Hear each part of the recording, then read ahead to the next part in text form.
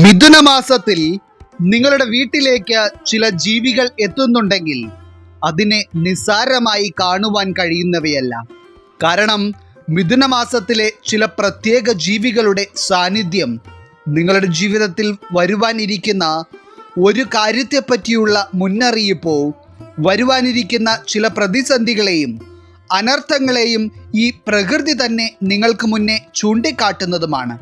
അതിനാൽ തന്നെ മിഥുനമാസത്തിൽ നിങ്ങളുടെ വീട്ടിലും പരിസരത്തുമായി കാണപ്പെടുന്ന ചില ജീവികൾ കാലൻ്റെ ദൂതന്മാരാണ് എന്നുള്ളതാണ് വാസ്തവം. അതായത് ആ ജീവികളെ നിങ്ങൾ ഇതിനു മുൻപും പലവട്ടം കണ്ടിട്ടുള്ളതാണെങ്കിലും ഈ മിഥുനമാസത്തിൽ അവ നിങ്ങളുടെ മുൻപിൽ പ്രത്യക്ഷപ്പെടുന്നത് ഏത് രീതിയിലാണ് എന്നതിന് വളരെയധികം പ്രാധാന്യമുണ്ട്. കാരണം ചില ജീവികൾക്ക് പ്രകൃതിയിലും മനുഷ്യ ജീവിതത്തിലും ഉണ്ടാകുവാൻ പോകുന്ന ആപത്തുകളെ മുൻകൂട്ടി തിരിച്ചറിയുവാൻ കഴിയുകയും അതിനനുസരിച്ച് അവ ചില സൂചനകൾ നിങ്ങളിലേക്ക് നൽകുവാൻ ശ്രമിക്കുകയും ചെയ്യും. അപ്പോൾ അവ നിങ്ങൾ തിരിച്ചറിയേണ്ടത് ഏത് സാഹചര്യത്തിലാണ് നിങ്ങൾ ഇതിൽ ഓരോ ജീവികളെയും കാണുന്നത് എന്നതിനനുസരിച്ചാണ്. അതായത് ചില ജീവികളുടെ പ്രത്യേക ശബ്ദം, ചില പക്ഷികൾ പറക്കുന്ന രീതി, ചില ജീവികൾ പതിവില്ലാതെ നിങ്ങൾക്ക് ചുറ്റും സാമീപ്യം പുലർത്തുന്നത് എന്നിങ്ങനെയുള്ള കാര്യങ്ങൾ ഈ മിഥുനമാസത്തിൽ നിങ്ങൾ വളരെ ശ്രദ്ധയോടെ വേണം നോക്കിക്കാണുവാൻ. ഇനി ഇതിൽ കാലൻ അയക്കുന്ന ജീവികളായി കണക്കാക്കപ്പെടുന്ന ഏതെങ്കിലും ജീവികളെ ഈ മിഥുനമാസത്തിൽ നിങ്ങളുടെ വീട്ടിലോ പരിസരത്തുമായി വന്നിട്ടുണ്ടെങ്കിൽ തീർച്ചയായും നിങ്ങൾ അതിനുവേണ്ട പരിഹാരം ചെയ്യുക തന്നെ വേണം. കാരണം ഈ ജീവികളെ കാണുകയും അവ നൽകുന്ന ചില അപകട സൂചനകളെ തിരിച്ചറിയാതെ പോവുകയും ചെയ്യുന്ന വ്യക്തികൾക്ക് ജീവന് വരെ ആപത്താകുന്ന തരത്തിലുള്ള അനർത്ഥങ്ങൾ ജീവിതത്തിൽ അനുഭവത്തിൽ വരുമെന്ന കാര്യം അച്ചിട്ടാണ്. അപ്പോൾ ഈ മിഥുനമാസത്തിൽ അനർത്ഥത്തിൻ്റെ സൂചനയായി കണക്കാക്കാവുന്ന ജീവികൾ അഥവാ കാലൻ്റെ ദൂതന്മാരായി നിങ്ങളുടെ മുൻപിൽ പ്രത്യക്ഷപ്പെട്ടേക്കാവുന്ന ജീവികൾ ഏതൊക്കെയാണെന്നും ഇനി അവയെ നിങ്ങൾ കണ്ടിട്ടുണ്ടെങ്കിൽ അനർത്ഥങ്ങളെ ഒഴിവാക്കുവാനായി തീർച്ചയായും നിങ്ങൾ ചെയ്തിരിക്കേണ്ട പരിഹാരത്തെ പറ്റിയും ഇന്നത്തെ അധ്യായത്തിലൂടെ നാം വിശദമായി പരാമർശിക്കുന്നുണ്ട്. എല്ലാവർക്കും ഇന്നത്തെ അധ്യായത്തിലേക്ക് സ്വാഗതം. അപ്പോൾ ഇതിൽ പറയുവാൻ പോകുന്ന ഏതെങ്കിലും ജീവികളെ ഈ മിഥുനമാസത്തിൽ നിങ്ങൾ കാണുകയാണെങ്കിൽ ഒരു കാരണവശാലും നിങ്ങൾ ഈ അധ്യായത്തിൻ്റെ അവസാനമായി പറയുവാൻ പോകുന്ന പരിഹാര കർമ്മം ചെയ്യാതിരിക്കരുത്. കാരണം നിങ്ങളിലേക്ക് വരേണ്ട അനർത്ഥങ്ങൾക്ക് തടയിടുവാൻ ആ ഒരു പരിഹാര കർമ്മം മാത്രം മതിയാകും. അപ്പോൾ ഇതിൽ ഒന്നാമതായി മിഥുനമാസത്തിൽ നിങ്ങളുടെ വീട്ടിലോ വീടിൻ്റെ പരിസരത്തുമായോ കണ്ടിട്ടുണ്ടെങ്കിൽ അത് കാലൻ സാന്നിധ്യം അറിയിക്കുന്നതായി തീർച്ചയായും നിങ്ങൾ കണക്കാക്കേണ്ട ഒരു ജീവിയാണ് മൂങ്ങ. പ്രത്യേകിച്ച് സാധാരണഗതിയിലല്ലാതെ മൂങ്ങ നിങ്ങളുടെ വീട്ടുപരിസരത്തെ മരക്കൊമ്പുകളിൽ വന്നിരുന്ന് നിരന്തരമായി ശബ്ദം ഉണ്ടാക്കുകയോ അതല്ല എന്നുണ്ടെങ്കിൽ മൂങ്ങ നിങ്ങളുടെ വീടിനുള്ളിലേക്ക് പ്രവേശിക്കുകയോ ചെയ്താൽ അത് ഒരു അനർത്ഥ സൂചനയാണ്. മാത്രമല്ല സന്ധ്യാസമയങ്ങളിൽ നിങ്ങളുടെ വീട്ടുപരിസരത്തിരുന്ന് മൂങ്ങ തുടർച്ചയായി ശബ്ദമുണ്ടാക്കുന്നത് കേൾക്കേണ്ടി വരുന്നതും അത്ര ശുഭകരമായ സൂചനയല്ല. ഇനി ഈ ഒരു കാര്യത്തിൽ നിങ്ങൾ മൂങ്ങകളെ കാണുന്ന ദിക്കുകൾക്കും ഒരൽപ്പം പ്രാധാന്യമുണ്ട്. അതായത് ഇനി കണ്ടില്ലെങ്കിൽ പോലും നിങ്ങളുടെ വീടിൻ്റെ തെക്ക് ഭാഗത്ത് നിന്ന് മൂങ്ങയുടെ ശബ്ദം കേൾക്കുന്നത് പോലും വലിയ ഒരു കണ്ണുനീർ നിങ്ങളുടെ കുടുംബത്തിൽ വരുവാൻ പോകുന്നു എന്നതിൻ്റെ സൂചനയാണ്.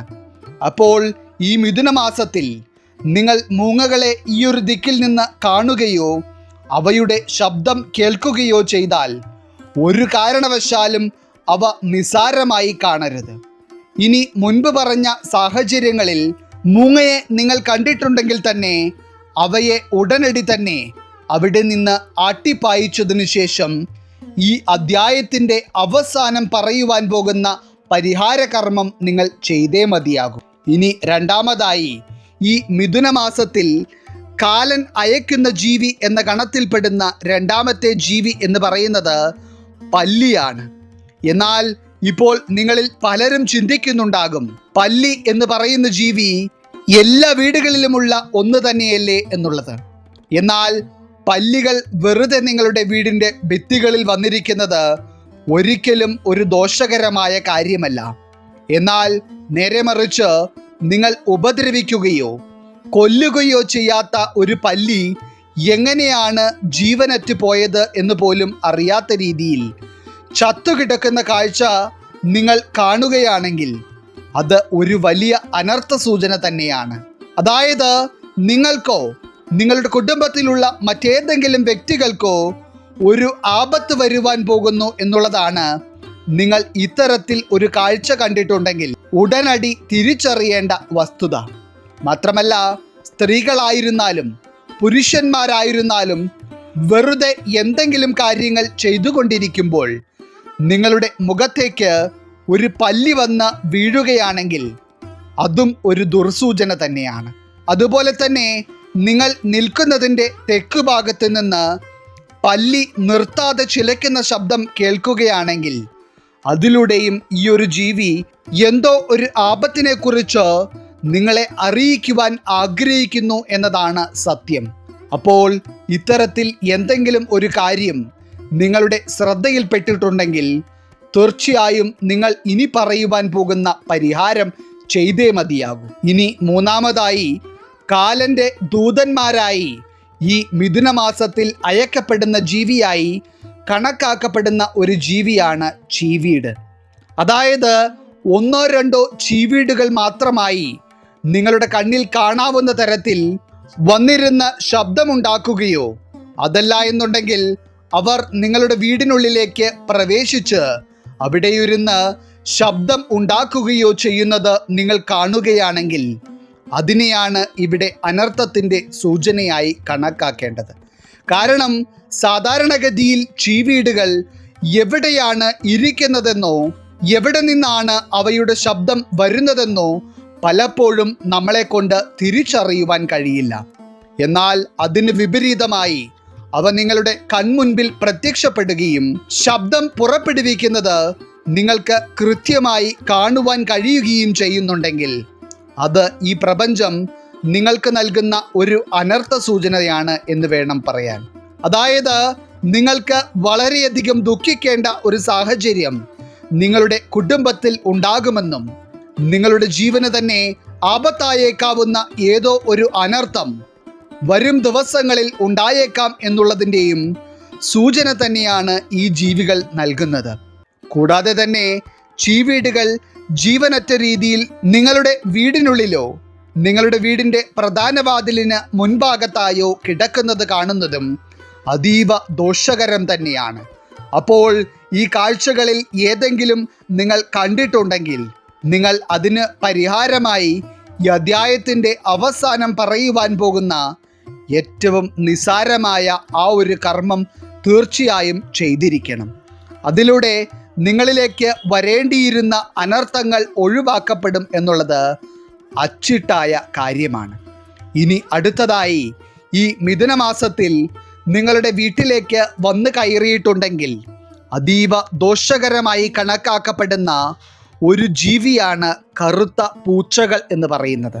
അതായത് സാധാരണഗതിയിൽ പുറത്തു നിന്ന് പൂച്ചകൾ നിങ്ങളുടെ വീടുകളിലേക്ക് വന്നു കയറിയിട്ടുണ്ടെങ്കിൽ അത് ഭാഗ്യസൂചകമാണ്.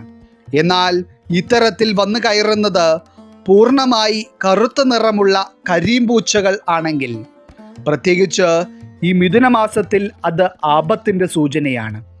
എന്നാൽ നിങ്ങളുടെ വീടുകളിൽ വളർത്തുന്ന പൂച്ചകളിൽ കറുത്ത നിറമുള്ള പൂച്ചകളുണ്ടെങ്കിൽ അതിൽ ഒരു ദോഷവുമില്ല. നേരെമറിച്ച് എവിടെ നിന്നോ ഒരു കറുത്ത പൂച്ച നിങ്ങളുടെ വീട്ടിലേക്ക് വന്നു കയറുന്നതിലാണ് ആപത്ത് പതിയിരിക്കുന്നത്. ഇനി കറുത്ത പൂച്ചകൾ വന്നു കയറുന്നതിന് പുറമെ തന്നെ മറ്റുള്ള ഏത് നിറത്തിലുള്ള പൂച്ചകളെ ആയിരുന്നാലും ചത്തുകിടക്കുന്ന രീതിയിൽ നിങ്ങളുടെ കൺമുൻപിൽ കാണുകയാണെങ്കിൽ അതും വളരെ വലിയ ഒരു അനർത്ഥ സൂചനയാണ്. ഇനി അതുകൂടാതെ നിങ്ങൾ വീട്ടിൽ വളരെ സ്നേഹത്തോടെ വളർത്തിയിരുന്ന ഒരു പൂച്ച ഈ മിഥുനമാസത്തിൽ എങ്ങോട്ടാണ് പോയത് എന്ന് അറിയാത്ത തരത്തിൽ അപ്രത്യക്ഷമാവുകയോ അതല്ല എന്നുണ്ടെങ്കിൽ നിങ്ങൾ വീട്ടിൽ വളർത്തുന്ന പൂച്ചകൾക്ക് എന്തെങ്കിലും തരത്തിലുള്ള പരിക്ക് പറ്റുകയോ ചെയ്യുകയാണെങ്കിൽ അതും നിങ്ങൾ നിസാരമായി കാണരുത്. കാരണം ഇതെല്ലാം മറഞ്ഞിരിക്കുന്ന ഒരു ദുഷിച്ച ശക്തിയുടെ ഇടപെടലിനെയാണ് സൂചിപ്പിക്കുന്നത്.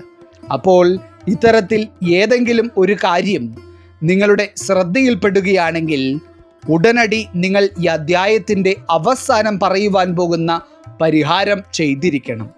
ഇനി അടുത്തതായി ഈ മിഥുനമാസത്തിൽ നിങ്ങൾ വളരെയധികം ശ്രദ്ധിക്കേണ്ടത് നിങ്ങളുടെ വീട്ടിലും പരിസരത്തുമായുള്ള കാക്കകൾ നൽകുന്ന ചില സൂചനകളെയാണ്. കാരണം ആത്മാക്കളുമായി വളരെയധികം അടുപ്പം പുലർത്തുന്നതും അതുപോലെ തന്നെ മറ്റുള്ള ശക്തികളുടെ സാമീപ്യത്തെ വളരെ പെട്ടെന്ന് തന്നെ തിരിച്ചറിയുവാൻ കഴിയുന്നതുമായ പക്ഷിഗണത്തിൽപ്പെട്ട ജീവികളാണ് കാക്കകൾ. അതായത് വരുവാനിരിക്കുന്ന അനർത്ഥങ്ങളെയും അശുഭ കാര്യങ്ങളെയും വളരെയധികം മനസ്സിലാക്കുവാനുള്ള കഴിവ് കാക്കകൾക്കുണ്ട്. ഇതിൽ ഏറ്റവും ഒന്നാമതായി ഈ മിഥുനമാസത്തിൽ നിങ്ങളുടെ വീടിൻ്റെ തെക്ക് ഭാഗത്ത് നിന്ന് 3 അതിലധികമോ കാക്കകൾ ഒരേ രീതിയിൽ കരയുന്ന ഒരു കാഴ്ച നിങ്ങൾ കാണുകയോ ശബ്ദം നിങ്ങൾ കേൾക്കുകയോ ചെയ്യുകയാണെങ്കിൽ അത് എന്തോ ഒരു ആപത്തിനെയാണ് ചൂണ്ടിക്കാട്ടുന്നത്. പ്രത്യേകിച്ച് തെക്ക് ഭാഗത്ത് നിന്ന് ഇത്തരത്തിൽ 3-ൽ കൂടുതലോ കാക്കകൾ ഒരുമിച്ച് ശബ്ദം പുറപ്പെടുവിക്കുന്ന കാഴ്ച നിങ്ങൾ കണ്ടിട്ടുണ്ടെങ്കിൽ അത് നിങ്ങളുടെ വീട്ടിലെ പ്രായമായ ഏതോ ഒരു വ്യക്തിക്കോ അതല്ലെങ്കിൽ വീട്ടിലെ ഏറ്റവും പ്രായം കുറഞ്ഞ വ്യക്തികൾക്കോ എന്തോ ഒരു ആപത്ത് വരുവാൻ പോകുന്നു എന്നതിൻ്റെ സൂചനയാണ്. അതുകൂടാതെ തന്നെ നിങ്ങളുടെ വീടിൻ്റെ തിരുമുറ്റത്ത് ഒരു ചത്ത കാക്ക കിടക്കുന്ന തരത്തിലുള്ള കാഴ്ച ഈ മിഥുനമാസത്തിൽ നിങ്ങളുടെ കൺമുൻപിൽ കാണുന്നുണ്ടെങ്കിൽ അതിലേറെ മറ്റൊരു ദോഷമില്ല എന്ന് വേണം നിങ്ങൾ മനസ്സിലാക്കുവാൻ. അതായത് ഈ കാഴ്ചകളെല്ലാം കാലൻ്റെ സാന്നിധ്യത്തെ തന്നെയാണ് വിളിച്ചറിയിക്കുന്നത്. അപ്പോൾ ഇങ്ങനെ ഒരു കാഴ്ച നിങ്ങൾ കണ്ടു കഴിഞ്ഞാൽ അതിൽ നിന്ന് ഉണ്ടാകേണ്ട ദോഷങ്ങളെ അകറ്റി നിർത്തുവാനായി തീർച്ചയായും ഇനി പറയുന്ന പരിഹാരം നിങ്ങൾ ചെയ്താൽ മതിയാകും. ഇനി 6ാമതായി നിങ്ങളുടെ വീട്ടിലോ വീട്ടുപരിസരത്തോ ഈ മിഥുനമാസത്തിൽ തുടർച്ചയായി കണ്ടിട്ടുണ്ടെങ്കിൽ അത് ഒരു ദുസൂചനയായി കണക്കാക്കേണ്ട ജീവിയായി വരുന്നത് പഴുതാരകളാണ്.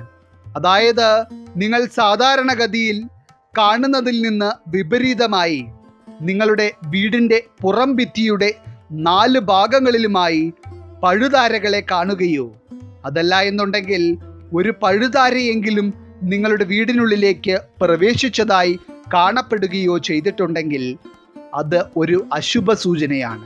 ഇനി അതുമാത്രമല്ല, നിങ്ങൾ നടന്നു പോവുകയും മറ്റും ചെയ്യുമ്പോൾ അറിയാതെ ഒരു പഴുതാര നിങ്ങളുടെ കാലിൻ്റെ അടിയിൽപ്പെടുകയും നിങ്ങൾ മുഖേന അവയുടെ ജീവൻ പോവുകയും ചെയ്തിട്ടുണ്ടെങ്കിലും ഇത് നിങ്ങളുടെ കുടുംബത്തിൽ ഉണ്ടാകുവാൻ പോകുന്ന എന്തോ ഒരു ആപത്തിനെയാണ് സൂചിപ്പിക്കുന്നത്.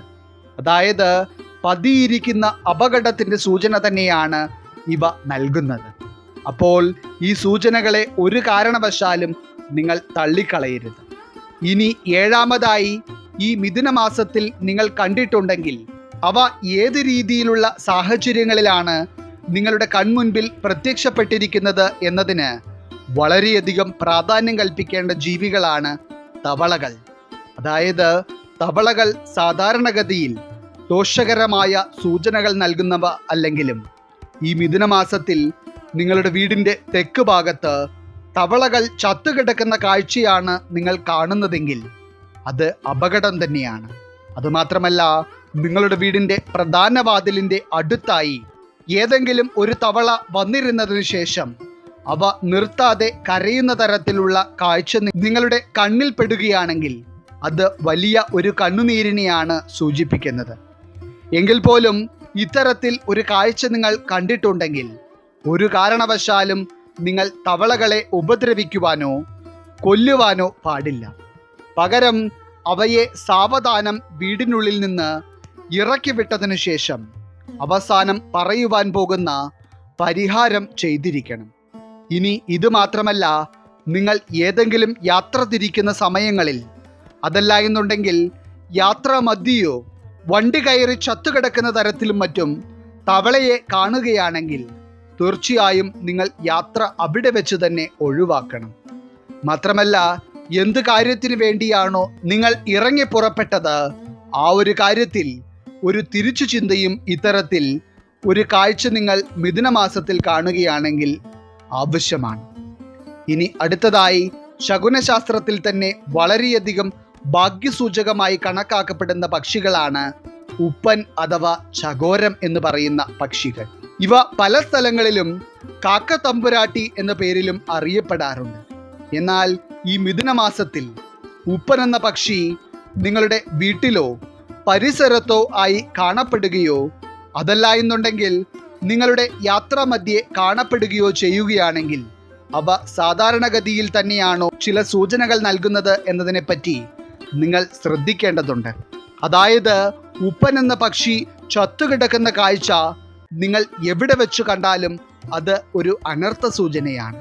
അതായത് നിങ്ങളിലേക്ക് വരേണ്ട എന്തോ ഒരു സൗഭാഗ്യം നിങ്ങൾക്ക് ഇല്ലാതാകുമെന്നും അതല്ല എന്നുണ്ടെങ്കിൽ നിങ്ങളുടെ വീട്ടിലുള്ള ഏതെങ്കിലും വ്യക്തികൾക്ക് തന്നെ ജീവഹാനി സംഭവിക്കുമെന്നുമുള്ളതിൻ്റെ സൂചനയാണ് ഇത്. മാത്രമല്ല, എന്തെങ്കിലും തരത്തിലുള്ള പരിക്ക് പറ്റിയ ഉപ്പൻ എന്ന പക്ഷിയാണ് നിങ്ങളുടെ വീട്ടുപരിസരത്തോ നിങ്ങളുടെ കൺമുൻപിലോ ആയി വന്നുപെടുന്നതെങ്കിലും അത് അത്ര നല്ല ഒരു കാര്യമല്ല. എന്നാൽ ഇത്തരത്തിൽ അപകടത്തിൽപ്പെട്ട ഒരു ചകോരത്തെ നിങ്ങൾ കാണുകയാണെങ്കിൽ അവയ്ക്ക് പരിചരണം നൽകുന്നതിൽ തെറ്റൊന്നുമില്ല. എന്നാൽ അവയെ പരിചരിക്കുന്നതോടൊപ്പം തന്നെ ഇനി പറയുവാൻ പോകുന്ന പരിഹാര കർമ്മം നിങ്ങൾ തീർച്ചയായും ചെയ്തിരിക്കണം. ഇനി ഈ മിഥുനമാസത്തിലെ ഏറ്റവും പ്രധാനപ്പെട്ട ശകുനങ്ങളിൽ ഒന്നായി വരുന്നത് എലികളാണ്. അതായത് ഈ ഒരു സമയത്ത് എലികൾ നിങ്ങളുടെ വീടിൻ്റെ ഏതെങ്കിലും ഭാഗത്ത് ചത്തുകിടക്കുന്ന കാഴ്ചകൾ നിങ്ങൾ കാണുകയോ അതല്ല എന്നുണ്ടെങ്കിൽ നിങ്ങളുടെ വീട്ടിൽ വളർത്തുന്ന പൂച്ചകൾ തന്നെ എലികളെ കൊണ്ടുവന്ന് നിങ്ങളുടെ വീട്ടിനുള്ളിൽ ഇടുകയോ ഒക്കെ ചെയ്യുന്നത് വലിയ എന്തോ അപകടത്തെയാണ് ചൂണ്ടിക്കാട്ടുന്നത്. അതുമാത്രമല്ല, ഈ ഒരു സമയത്ത് പതിവില്ലാത്ത രീതിയിൽ ഒന്നിൽ കൂടുതൽ എലികൾ പരക്കം പായുന്ന തരത്തിൽ നിങ്ങളുടെ മുൻപിൽ കൂടി വെപ്രാളം പിടിച്ച് ഓടിപ്പോകുന്ന തരത്തിലുള്ള ഒരു കാഴ്ച നിങ്ങൾ കാണുകയാണെങ്കിലും നിങ്ങൾ വളരെയേറെ സൂക്ഷിക്കേണ്ടതുണ്ട്. ഇനി അതല്ല, നിങ്ങൾ എലികളെ കാണാതെ തന്നെ അവ നിർത്താതെ ശബ്ദമുണ്ടാക്കുന്നത് നിങ്ങളുടെ കാതുകളിൽ കേൾക്കുകയാണെങ്കിൽ പോലും അത് എന്തോ ഒരു ആപത്ത് വരുവാനിരിക്കുന്നത് നിങ്ങളോട് വിളിച്ചറിയിക്കുന്നതാണ് എന്നതാണ് നിങ്ങൾ മനസ്സിലാക്കേണ്ടത്. ഇനി അവസാനമായി ഈ മിഥുനമാസത്തിൽ നിങ്ങൾ പാമ്പുകൾ, വണ്ടുകൾ എന്നിങ്ങനെയുള്ള ജീവികളെ ചില പ്രത്യേക രീതിയിൽ കാണുകയാണെങ്കിലും അവ നിങ്ങൾക്ക് ചില സൂചനകൾ നൽകുന്നതായി മനസ്സിലാക്കുവാൻ കഴിയും. ഇതിൽ പാമ്പുകളുടെ കാര്യത്തിൽ നിങ്ങൾ കാണുന്ന പാമ്പിൻ്റെ നിറത്തിന് വളരെയധികം പ്രാധാന്യമുണ്ട്. അതായത് ഇരുണ്ട നിറമുള്ളതും കറുത്ത നിറമുള്ളതുമായ പാമ്പുകളെ നിങ്ങളുടെ വഴിമധ്യേ കാണുകയോ അതല്ലാതെ അവ നിങ്ങളുടെ വീട്ടുപരിസരത്ത് നിരന്തരമായി പ്രത്യക്ഷപ്പെടുകയും ചെയ്യുകയാണെങ്കിൽ അത് വിളിച്ചറിയിക്കുന്നത് കാലന്റെ സാന്നിധ്യത്തെ തന്നെയാണ്. കൂടാതെ തന്നെ വളരെ അവിചാരിതമായി രണ്ട് പാമ്പുകൾ ഇണചേരുന്ന കാഴ്ച നിങ്ങൾ കാണുകയാണെങ്കിൽ അതും ഒരു ദുർസൂചന തന്നെയാണ്. കൂടാതെ തന്നെ പാമ്പുകൾ എന്തെങ്കിലും ഇരയെ വായിൽ കടിച്ചു പിടിച്ചുകൊണ്ട് നിൽക്കുന്ന തരത്തിലുള്ള കാഴ്ച നിങ്ങൾ കാണുകയാണെങ്കിൽ അത് അർത്ഥമാക്കുന്നത് അത്തരത്തിൽ ഏതോ ഒരു ദുഷിച്ച ശക്തി നിങ്ങളെയും വിഴുങ്ങിക്കളയുവാൻ അദൃശ്യമായി ശ്രമിച്ചു കൊണ്ടിരിക്കുന്നു എന്നതാണ്. അപ്പോൾ ഈ ഒരു കാഴ്ച കണ്ടാൽ ഒട്ടും തന്നെ വൈകിപ്പിക്കാതെ നിങ്ങൾ നാഗദേവതകൾക്ക് പൂജ ചെയ്യുകയും അതോടൊപ്പം തന്നെ അവസാനം പറയുവാൻ പോകുന്ന പരിഹാരം ചെയ്യുകയും വേണം. ഇനി വണ്ടുകളുടെ കാര്യം പറയുമ്പോൾ കറുത്ത നിറമുള്ള വലുതും ചെറുതുമായ വണ്ടുകൾ ഏതായിരുന്നാലും അവ കൂട്ടത്തോടെ നിങ്ങളുടെ വീടിൻ്റെ പരിസരത്തോ വീടിനുള്ളിലോ ആയി കാണപ്പെടുന്നുണ്ടെങ്കിൽ അത് ഒരു നല്ല സൂചന അല്ല നൽകുന്നത്. അപ്പോൾ ഇന്നത്തെ അധ്യായത്തിൽ പറഞ്ഞിരിക്കുന്ന ഏത് കാഴ്ച നിങ്ങൾ കണ്ടിട്ടുണ്ടെങ്കിലും ഉടനടി നിങ്ങൾ ചെയ്യേണ്ട പരിഹാരത്തെ പറ്റിയാണ് ഇനി പറയുവാൻ പോകുന്നത്. അതിനുവേണ്ടി നിങ്ങൾ ചെയ്യേണ്ടത്, ഇത്തരത്തിലൊരു കാഴ്ച എന്നാണോ കാണുന്നത് അപ്പോൾ തന്നെ കുളിച്ച് ശുദ്ധിയായതിനു ശേഷം ഒരു തേങ്ങ കയ്യിലെടുക്കുക. അതിനുശേഷം കിഴക്ക് ദിക്കിലേക്ക് തിരിഞ്ഞു നിന്ന് നിങ്ങൾ സ്വയം തല മുതൽ കാല് വരെ 7 തവണ ഒഴിയുകയോ അതല്ല എന്നുണ്ടെങ്കിൽ ആ കാഴ്ച കണ്ട വ്യക്തിയെ മറ്റൊരു വ്യക്തിക്ക് ഒഴിയുകയോ ചെയ്യാവുന്നതാണ്. അതിനുശേഷം ആ തേങ്ങ ക്ഷേത്രത്തിൽ കൊണ്ടുപോയി വേണം ഉടയ്ക്കുവാൻ. ഇത്രയും ചെയ്തതിനു ശേഷം ക്ഷേത്രത്തിൽ വെച്ച് തന്നെ വീണ്ടും നിങ്ങളുടെ ഇഷ്ടദേവതയോട് പ്രാർത്ഥിച്ച് ദീപം തെളിയിച്ചതിന് ശേഷം നിങ്ങൾക്ക് മടങ്ങാവുന്നതാണ്. അത്തരത്തിൽ മടങ്ങി വീട്ടിലെത്തിയതിനു ശേഷം ഒരു വെറ്റിലയിൽ അല്പം കല്ലുപ്പും കടുകും വെച്ച് കിഴക്ക് ദിക്കിലേക്ക് തിരിഞ്ഞു നിന്ന് തല മുതൽ പാദം വരെ വീണ്ടും 3 തവണ ഒഴിയുക. ഇത്തരത്തിൽ ഒഴിഞ്ഞതിനു ശേഷം അവ മനുഷ്യരുടെ പാദസ്പർശമേൽക്കാത്ത ഒരു ഭാഗത്ത് ഉപേക്ഷിക്കാവുന്നതാണ്. ശേഷം കൈകാലുകളും മുഖവും കഴുകി നിങ്ങൾക്ക് മറ്റു ജോലികളിലേക്ക് പ്രവേശിക്കാം. അപ്പോൾ ഈ ഒരു പരിഹാരം നിങ്ങൾ ചെയ്തിട്ടുണ്ടെങ്കിൽ പിന്നെ നിങ്ങൾ കണ്ടിട്ടുള്ള അപശകനങ്ങളുടെ ദോഷവശങ്ങളെപ്പറ്റി നിങ്ങൾക്ക് ചിന്തിക്കേണ്ടതേയില്ല.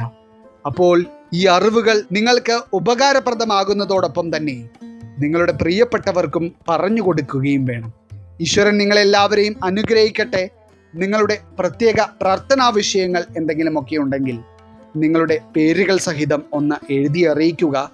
നാം നമ്മുടെ പ്രാർത്ഥനകളിലും പ്രത്യേക പൂജകളിലും നിങ്ങളുടെ പേരുകൾ സഹിതം ഉൾപ്പെടുത്തുന്നതായിരിക്കും. എല്ലാവർക്കും നന്ദി, നമസ്കാരം.